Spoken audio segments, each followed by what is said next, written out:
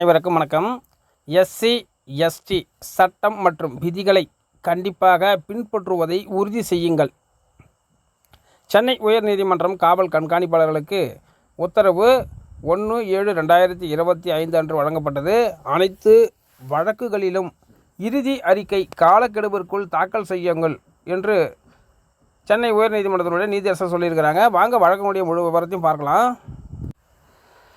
SC ST சட்டம் மற்றும் விதிகளை கண்டிப்பாக பின்பற்றுவதை உறுதி செய்யுங்கள். அனைத்து வழக்குகளிலும் இறுதி அறிக்கையை காலக்கெடுவிற்குள் தாக்கல் செய்யுங்கள். சென்னை உயர்நீதிமன்றம் காவல் கண்காணிப்பாளர்களுக்கு உத்தரவு. மாண்புமிகு நீதி அரசர்களின் புதிய தீர்ப்புகள் 1/7/2025 அன்று வழங்கப்பட்ட தீர்ப்பு. 2015 ஆண்டு பட்டியல் சாதியினர் மற்றும் பட்டியல் பழங்குடியினர் வன்கொடுமைகள் தடுப்பு திருத்தச் சட்டத்தின் பிரிவு 4(1) கீழ் குற்றம் சாட்டப்பட்ட நபர்களுக்கு எதிராக நடவடிக்கைகளை தொடங்க அதிகாரப்பூர்வ பிரதிவாதிகளுக்கு உத்தரவிடக் கோரி மனுதாரர் தாக்கல் செய்த குற்றவியல் ரிட் மனுவை சென்னை உயர்நீதிமன்றம் பரிசீலித்து வந்தது. எஸ்சி எஸ்டி சட்டம் மற்றும் விதிகள், குறிப்பாக விதி 7 விதிகளை கண்டிப்பாக பின்பற்றுவதை உறுதி செய்யுமாறு சென்னை உயர்நீதிமன்றம் மாநில காவல்துறை கண்காணிப்பாளர்களுக்கு உத்தரவிட்டுள்ளது. 1995 ஆண்டு பட்டியல் சாதியினர் மற்றும் பட்டியல் பழங்குடியினர் வன்கொடுமை தடுப்பு விதிகளின் விதி 7(1) சட்டத்தின் கீழ் குற்றங்கள் மீதான விசாரணையை துணை காவல் கண்காணிப்பாளர் டிஎஸ்பி பதவிக்கு குறையாத ஒரு காவல் அதிகாரி நடத்த வேண்டும் என்று கட்டளையிடுகிறது. இது போன்ற வழக்குகளில் இறுதி அறிக்கையை காலக்கெடுவிற்குள் தாக்கல் செய்யுமாறு உயர்நீதிமன்றம் கேட்டுக்கொண்டுள்ளது. 2015 ஆண்டு பட்டியல் சாதியினர் மற்றும் பட்டியல் பழங்குடியினர் வன்கொடுமைகள் தடுப்பு திருத்தச் சட்டத்தின் பிரிவு 4(1) கீழ் குற்றம் சாட்டப்பட்ட நபர்களுக்கு எதிராக உரிய நடவடிக்கைகளை தொடங்க அதிகாரப்பூர்வ பிரதிவாதிகளுக்கு உத்தரவிடக் கோரி மனுதாரர் தாக்கல் செய்த குற்றவியல் ரிட் மனு உயர்நீதிமன்றம் பரிசீலித்து வந்தது. 1989 ஆண்டு பட்டியல் சாதியினர் மற்றும் பட்டியல் பழங்குடியினர் வன்கொடுமை தடுப்புச் சட்டத்தின் கீழ் உள்ள நடைமுறை குறைபாடுகளை நீதிபதி பி. வேல்முருகன் தலைமையிலான தனி அமர்வு கவனத்தில் கொண்டு 2வது பிரதிவாதி இந்த உத்தரவின் நகலை பொருத்தமான வழிகளில் மாநிலத்தில் உள்ள அனைத்து காவல் கண்காணிப்பாளர்களுக்கும் தெரிவிக்க வேண்டும்.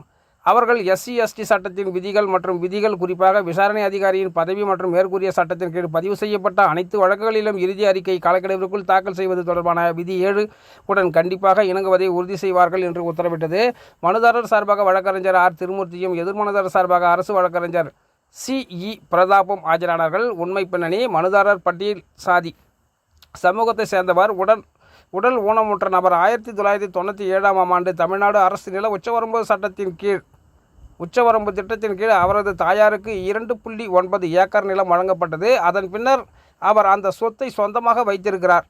அதே நேரத்தில் லட்சுமி அம்மா, வெங்கடசாமி ரெட்டி, லட்சுமி நாராயணன், விஜயகுமார் மற்றும் கண்ணன் மற்றும் அவர்களது கூட்டாளிகள் அவரது நிலத்தை அபகரிப்பதற்காக தங்கள் குடும்ப உறுப்பினர்களின் பெயரில் தவறான மற்றும் ஜோடிக்கப்பட்ட வருவாய் ஆவணங்களை பெற்றனர். எனவே மனுதாரர் மேற்கூறிய நபர்கள் மற்றும் அவர்களது கூட்டாளிகள் மீது சிவில் வழக்கு தொடர்ந்தார். குற்றம் சாட்டப்பட்டவர் தெரிந்த மற்றும் தெரியாத பல நபர்களுடன் சேர்ந்து அவரது நிலத்திற்குள் அத்துமீறி நுழைந்து ரூபாய் 10 லட்சம் மதிப்புள்ள அவரது வீட்டை இடித்ததாக குற்றம் சாட்டப்பட்டது.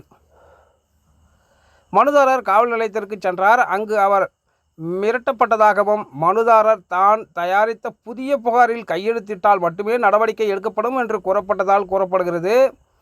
பயத்தின் காரணமாக மனுதாரர் காவல்துறை அதிகாரி தயாரித்த புகாரில் கையெழுத்திட்டார். மனுதாரர் குற்றவியல் நடைமுறை சட்ட பிரிவு 156(3) பயன்படுத்தி புகாரை பதிவு செய்ய உத்தரவிடக் கோரி நீதித்துறை நடுவரை அணுகினார். அதில் நீதிபதி காவல்துறைக்கு எஃப்ஐஆர் பதிவு செய்ய உத்தரவிட்டார். இருப்பினும் இந்த உத்தரவு பின்பற்றப்படவில்லை. மேலும் குற்றம் சாட்டப்பட்டவர்கள் மீது எந்த நடவடிக்கையும் எடுக்கப்படவில்லை. இதனால் மனுதாரர் உயர்நீதிமன்றத்தை அணுகினார். பகுத்தறிவு: 1989 ஆண்டு பட்டியலிடப்பட்ட சாதியினர் மற்றும் பட்டியலிடப்பட்ட பழங்குடியினர் வன்கொடுமை தடுப்புச் சட்டத்தின் பிரிவு 14 படி இந்த சட்டத்தின் கீழ் குற்றங்களை விசாரிப்பதற்கான பிரத்யேக அதிகார வரம்பு சிறப்பு நீதிமன்றத்திற்கு உள்ளது. இது ஒரு அமர்வு நீதிபதி தலைமையிலான அமர்வு நீதிமன்றமாகும். எனவே எஸ்சி எஸ்டி சட்டத்தின் கீழ் குற்றங்கள் தொடர்பான பிரிவு 156(3) சிஆர்பிசியின் கீழ் ஒரு மனுவை விசாரணைக்கு உத்தரவிடவோ அல்லது விசாரணைக்கு எடுத்துக்கொள்ளவோ ஒரு நீதித்துறை மாஜிஸ்ட்ரேட்டுக்கு அதிகார வரம்பு இல்லை என்று பெஞ்ச் கூறியது. புகார் சட்டத்தின் கீழ் குற்றத்தை வெளிப்படுத்தினால் எஃப்ஐஆர் பதிவு செய்வதற்கு முன் எந்தவொரு ஆரம்ப விசாரணையையும் தடை செய்யும் எஸ்சி எஸ்டி சட்டத்தின் பிரிவு 18(a)(1)(a) பற்றியும் குறிப்பிடப்பட்டது.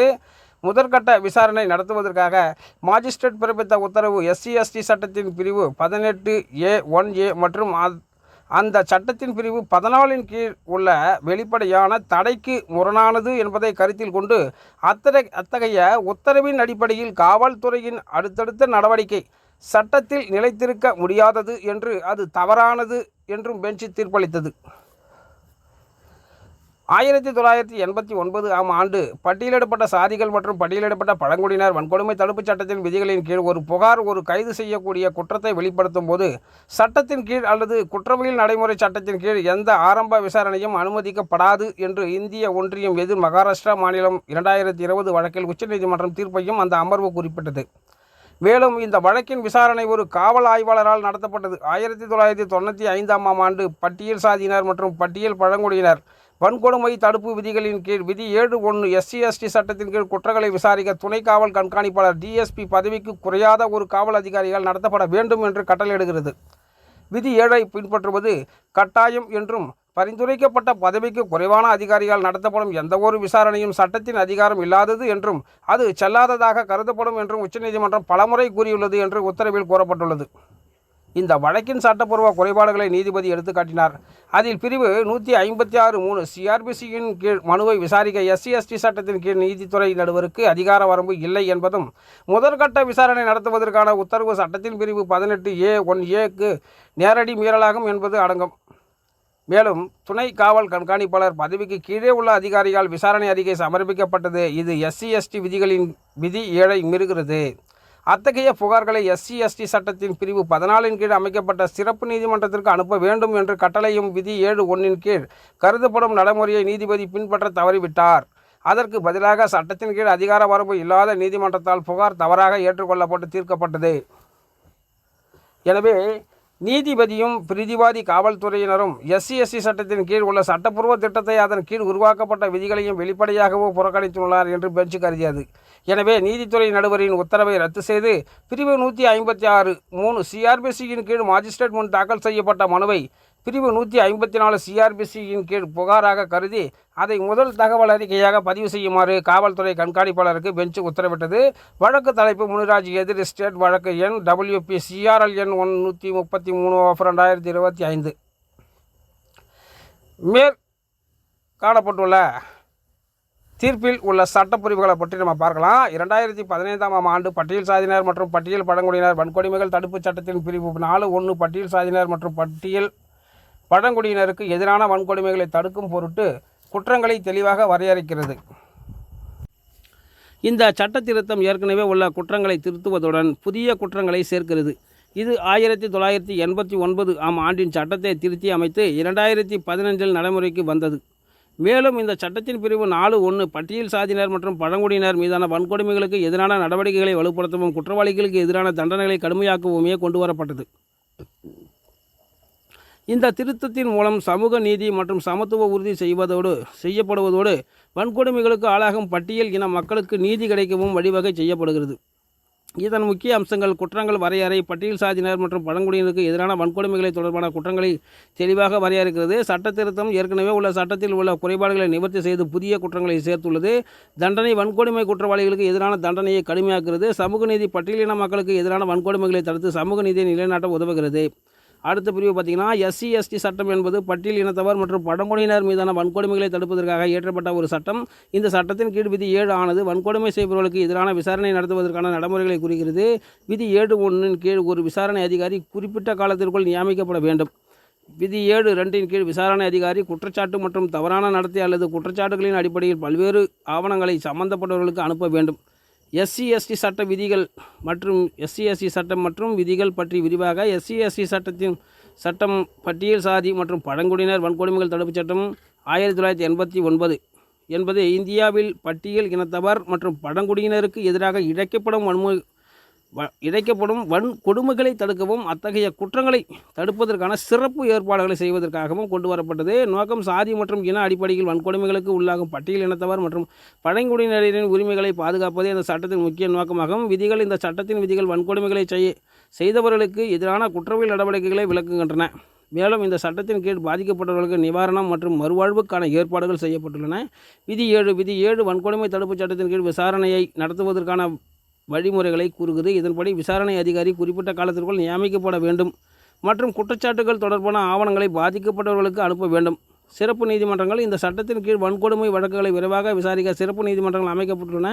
சுருக்கமாக, SC/ST சட்டம் என்பது பட்டியல் இனத்தவர் மற்றும் பழங்குடியினர் மீதான வன்கொடுமைகளை தடுக்கும் ஒரு முக்கியமான சட்டமாகும். விதி 7 இந்த சட்டத்தின் கீழ் விசாரணை நடத்துவதற்கான நடைமுறைகளை குறிக்கிறது. அடுத்த பிரிவு பார்த்திங்கன்னா 1995 ஆம் ஆண்டு பட்டியல் சாதியினர் மற்றும் பட்டியல் பழங்குடியினர் வன்கொடுமை தடுப்பு விதிகளின் விதி 7(1) ஆனது வன்கொடுமையால் பாதிக்கப்பட்ட பட்டியல் சாதி மற்றும் பழங்குடியினருக்கு நிவாரணத் தொகை வழங்குவதை பற்றி பேசுகிறது. பாதிக்கப்பட்டவர்களின் மருத்துவ செலவுகள், சட்ட உதவி, இழப்பீடு மற்றும் மறுவாழ்வு போன்றவற்றை இந்த விதி உள்ளடக்கியது. இந்த விதியின் கீழ் பாதிக்கப்பட்டவர்களுக்கு உரிய நேரத்தில் நிவாரணம் கிடைப்பதை உறுதி செய்ய மாநில அரசுகள் மற்றும் யூனியன் பிரதேச அரசுகள் நடவடிக்கை எடுக்க வேண்டும் என்று கூறுகிறது. மேலும் இந்த விதி பாதிக்கப்பட்டவர்கள் மற்றும் சாட்சிகளுக்கு பயணப்படி மற்றும் அகவிலப்படி வழங்கவும் பரிந்துரைக்கப்படுகிறது. இது நீதித்துறை செயல்முறை மற்றும் விசாரணைகளுக்காக நீதிமன்றத்தில் ஆஜராவதற்கு உதவும். இந்த விதிகளின் முக்கிய அம்சங்கள்: பாதிக்கப்பட்டவர்களுக்கு நிவாரணம், வன்கொடுமையால் பாதிக்கப்பட்ட பட்டியல் சாதி மற்றும் பழங்குடியினருக்கு மருத்துவ செலவுகள், சட்ட உதவி மற்றும் இழப்பீடு போன்றவற்றை விதி 7(1) வழங்குகிறது. மறுவாழ்வு: பாதிக்கப்பட்டவர்களின் மறுவாழ்வுக்கு இந்த விதி முக்கியத்துவம் கொடுக்கிறது. பயணப்படி மற்றும் அகவிலைப்படி: பாதிக்கப்பட்டவர்கள் மற்றும் சாட்சிகளுக்கு நீதித்துறை செயல்முறைக்காக பயணப்படி மற்றும் அகவிலைப்படி வழங்கவும் இந்த விதி பரிந்துரைக்கிறது. சட்ட அமலாக்கம்: பாதிக்கப்பட்டவர்களுக்கு உரிய நேரத்தில் நிவாரணம் கிடைப்பதை உறுதி செய்ய மாநில அரசுகள் மற்றும் யூனியன் பிரதேச அரசுகள் நடவடிக்கை எடுக்க வேண்டும் என்று இந்த விதி வலியுறுத்துகிறது. இந்த விதிகளின் நோக்கம் பட்டியல் சாதி மற்றும் பழங்குடியினரை வன்கொடுமைகளில் இருந்து பாதுகாப்பதாகும். இந்த விதிகள் மூலம் பாதிக்கப்பட்டவர்களுக்கு உரிய நிவாரணம் கிடைப்பதை உறுதி செய்வதோடு சமூக நீதி மற்றும் சமத்துவத்தை நிலைநாட்டவும் இந்த சட்டம் உதவுகிறது. 1997 ஆம் ஆண்டு தமிழ்நாடு அரசு நில உச்சவரம்பு திட்டமானது ஒரு குறிப்பிட்ட அளவிற்கு மேல் நிலம் வைத்திருப்பதை தடுக்கும் நோக்கத்தில் கொண்டு வரப்பட்டது. இந்த திட்டத்தின் கீழ் ஒரு குடும்பம் அல்லது தனிநபருக்கு அதிகபட்சமாக எவ்வளவு நிலம் சொந்தமாக இருக்க முடியும் என்பதை அரசு நிர்ணயம் செய்தது. இதன் மூலம் நிலத்தை சமமாக விநியோகம் செய்து நிலமற்றவர்களுக்கு நிலத்தை வழங்குவதை நோக்கமாக கொண்டது. நில உச்சவரம்பு திட்டம் என்பது நில சீர்திருத்தத்தின் ஒரு பகுதியாகும். இதன் முக்கிய நோக்கம் நில உரிமையில் உள்ள ஏற்றத்தாழ்வுகளை குறைத்து நிலத்தை சமமாக விநியோகம் செய்வதாகும். 1997 இந்த திட்டம் கொண்டு வரப்பட்டாலும் இதன் வேர்கள் 1961 ஆம் ஆண்டில் தமிழ்நாடு நில சீர்திருத்த சட்டத்திலிருந்து வருகின்றன. அந்த சட்டத்தின்படி 5 பேர் கொண்ட ஒரு குடும்பத்திற்கு 30 ஸ்டாண்டர்ட் ஏக்கர் நிலம் உச்சவரம்பாக நிர்ணயிக்கப்பட்டது. மேலும் குடும்பத்தில் கூடுதல் உறுப்பினர்கள் இருந்தால் அவர்களுக்கு கூடுதலாக நிலம் வழங்கப்படும். நில உச்சவரம்பு நிலத்திற்கு மேல் உள்ள நிலம் உபரியாக கருதப்பட்டு அரசு கையகப்படுத்தி நிலமற்ற மக்களுக்கு வழங்கப்படும். முக்கிய அம்சங்கள்: குடும்பத்திற்கான நில உச்சவரம்பு: ஒரு குடும்பத்திற்கு அதிகபட்சமாக எவ்வளவு நிலம் வைத்திருக்க முடியும் என்பதை இந்த சட்டம் வரையறுக்கிறது. உபரி நிலம் கையகப்படுத்துதல்: உச்சவரம்பை விட அதிகமாக உள்ள நிலங்களை அரசு கையகப்படுத்தும். நில விநியோகம்: உபரி நிலங்களை நிலமற்றவர்களுக்கு வழங்கப்படும். இதன் மூலம் நில உரிமையின் சமநிலை உருவாக்கப்படும். இந்த திட்டத்தின் மூலம் நில பிரச்சனைகளுக்கு தீர்த்து சமூகத்தில் சமத்துவத்தை உருவாக்குவது அரசின் நோக்கமாகும். அடுத்த பிரிவு பார்த்திங்கன்னா, குற்றவியல் நடைமுறை சட்டம் பிரிவு 156(3) காவல்துறைக்கு ஒரு மாஜிஸ்ட்ரேட்டின் உத்தரவின்றி ஒரு குற்றத்தை விசாரிக்க அதிகாரம் அளிக்கிறது. ஒரு நபர் காவல்துறையினரால் ஒரு குற்ற வழக்கு பதிவு செய்யப்படவில்லை என்றால் அல்லது விசாரிக்கப்படவில்லை என்றால் ஒரு மாஜிஸ்ட்ரேட்டை அணுகலாம். மாஜிஸ்ட்ரேட் விசாரிக்க காவல்துறைக்கு உத்தரவிடலாம். இது நீதியை உறுதிப்படுத்த உதவுகிறது. பிரிவு 156(3) முக்கிய அம்சங்கள்: காவல்துறைக்கு அதிகாரம். இந்த பிரிவு காவல்துறைக்கு குறிப்பிட்ட குற்றங்களை விசாரிக்க மாஜிஸ்ட்ரேட்டின் அனுமதியின்றி அதிகாரம் வழங்குகிறது. மாஜிஸ்ட்ரேட் உத்தரவு: ஒரு நபர் காவல்துறையால் குற்ற வழக்கு பதிவு செய்யப்படவில்லை என்றால் விசாரிக்கப்படவில்லை என்றால் மாஜிஸ்ட்ரேட்டை அணுகலாம். மாஜிஸ்ட்ரேட் காவல்துறைக்கு விசாரிக்க உத்தரவிட முடியும். நீதியை உறுதி செய்தல்: இந்த பிரிவு காவல்துறையினர் குற்றங்களை விசாரிக்காமல் இருந்தால் நீதிமன்றங்கள் மூலம் நீதியை உறுதிப்படுத்த உதவுகிறது. விசாரணைக்கு உத்தரவு: மாஜிஸ்ட்ரேட் குற்றவியல் நடைமுறை சட்டத்தின் பிரிவு 156(3) கீழ் காவல்துறையினர் விசாரிக்க உத்தரவிடலாம். இதனால் குற்றங்கள் தொடர்பான விசாரணைகள் தாமதமாகாமல் இருக்க உதவுகிறது. நீதிமன்றத்தின் அதிகாரம்: பிரிவு 156(3) கீழ் மாஜிஸ்ட்ரேட்டின் உத்தரவு ஒரு நீதிமன்ற உத்தரவாக கருதப்படுகிறது. இந்த உத்தரவை ரத்து செய்ய முடியாது. இது ஒரு குற்றத்தின் விசாரணையை துரிதப்படுத்த உதவுகிறது. உதாரணமாக, ஒரு நபர் ஒரு குற்றத்தை பற்றி காவல்துறையில் புகார் செய்தும் காவல்துறையினர் நடவடிக்கை எடுக்கவில்லை என்றால் அந்த நபர் பிரிவு 156(3) கீழ் மாஜிஸ்ட்ரேட்டை அணுகலாம். மாஜிஸ்ட்ரேட்டை காவல்துறையினர் விசாரிக்க உத்தரவிடலாம். இது காவல்துறையினர் நடவடிக்கைகளை எடுக்காமல் இருந்தால் குற்றங்கள் தொடர்பான விசாரணைகளை தாமதமாகாமல் இருக்க உதவுகிறது. அடுத்த பிரிவு பார்த்திங்கன்னா, 1989 ஆம் ஆண்டு பட்டியலிடப்பட்ட சாதியினர் மற்றும் பட்டியலிடப்பட்ட பழங்குடியினர் வன்கொடுமை தடுப்புச் சட்டத்தின் பிரிவு 14 இந்த சட்டத்தின் கீழ் குற்றங்களை ஒரு நீதிமன்றமாக எடுத்துக்கொள்ளப்பட வேண்டும். என்பதை குறிப்பிடுகிறது. அதாவது இந்த சட்டத்தின் கீழ் வரும் குற்றங்களை விசாரணைக்கு எடுத்துக்கொள்வது தொடர்பாக உள்ளது. பிரிவு 14 விளக்கம் பட்டியலிடப்பட்ட சாதியினர் மற்றும் பழங்குடியினர் வன்கொடுமைகள் தடுப்புச் சட்டத்தின் 1989 பிரிவு 14 இந்த சட்டத்தின் கீழ் வரும் குற்றங்களை விசாரணைக்கு எடுத்துக்கொள்வது தொடர்பான விதிகளை குறிப்பிடுகிறது. இதன் பொருள் என்னவென்றால், இந்த சட்டத்தின் கீழ் ஒரு குற்றச்சாட்டு பதிவு செய்யப்பட்டால் அது சம்பந்தப்பட்ட நீதிமன்றத்தில் விசாரணைக்கு எடுத்துக்கொள்ளப்படும். இந்த பிரிவு குற்றத்தை விசாரிக்க வேண்டிய நீதிமன்றம் எது என்பதையும் குற்றச்சாட்டை எவ்வாறு பதிவு செய்வது என்பதையும் வரையறுக்கிறது. மேலும் இந்த பிரிவு குற்றவாளிகளுக்கு வழங்கப்படும் தண்டனைகள் மற்றும் பாதிக்கப்பட்டவர்களுக்கு வழங்கப்படும் நிவாரணங்கள் குறித்து பேசுகிறது. சுருக்கமாக 14 இந்த சட்டத்தின் கீழ் வரும் குற்றங்களை விசாரணைக்கு எடுத்துக்கொள்வது தொடர்பான நடைமுறைகளையும் நீதிமன்றங்களையும் தண்டனைகளையும் வரையறுக்கிறது. SC/ST சட்டத்தின் பிரிவு 18A(1)(a) என்பது பட்டியல் சாதியினர் மற்றும் பழங்குடியினர் வன்கொடுமைகள் தடுப்புச் சட்டம் 1989 உள்ள ஒரு பிரிவாகும். இந்த பிரிவின்படி இந்த சட்டத்தின் கீழ் குற்றம் சாட்டப்பட்ட ஒருவரை கைது செய்வதற்கு முன் FIR பதிவு செய்வதற்கு அல்லது முன் அனுமதி வாங்குவதற்கு எந்தவிதமான விசாரணையும் நடத்த வேண்டியதில்லை என்று சட்ட நிபுணர்கள் தெரிவிக்கின்றனர். இந்த பிரிவில் என்ன இருக்கிறது என்பதை பார்ப்போம். FIR பதிவு செய்ய முன் விசாரணை தேவையில்லை. இந்த பிரிவின்படி SC/ST சட்டத்தின் கீழ் குற்றம் சாட்டப்பட்ட ஒருவரை கைது செய்வதற்கு முன் காவல்துறையினர் எந்தவிதமான விசாரணையும் நடத்த வேண்டியதில்லை. FIR பதிவு செய்து நேரடியாக கைது செய்யலாம் என்று சட்ட நிபுணர்கள் தெரிவிக்கின்றனர். முன் அனுமதி தேவையில்லை. கைது செய்வதற்கு முன் அரசு அதிகாரிகளிடமிருந்து முன் அனுமதி பெற வேண்டிய அவசியம் இல்லை என்று சட்ட நிபுணர்கள் தெரிவிக்கின்றனர். தானியாங்கி கைது இந்த பிரிவின்படி குற்றம் சாட்டப்பட்ட நபரை உடனடியாக கைது செய்யலாம் என்று சட்ட நிபுணர்கள் தெரிவிக்கின்றனர். இந்த பிரிவு 2018 ஆண்டு சட்ட திருத்தத்தின் மூலம் சேர்க்கப்பட்டது என்றும் விக்கிபீடியா கூறுகிறது. இந்த திருத்தத்தின் மூலம் SC/ST சட்டத்தின் கீழ் பதிவு செய்யப்பட்ட வழக்குகளில் முன்ஜாமீன் பெறுவதற்கு தடை விதிக்கப்பட்டது.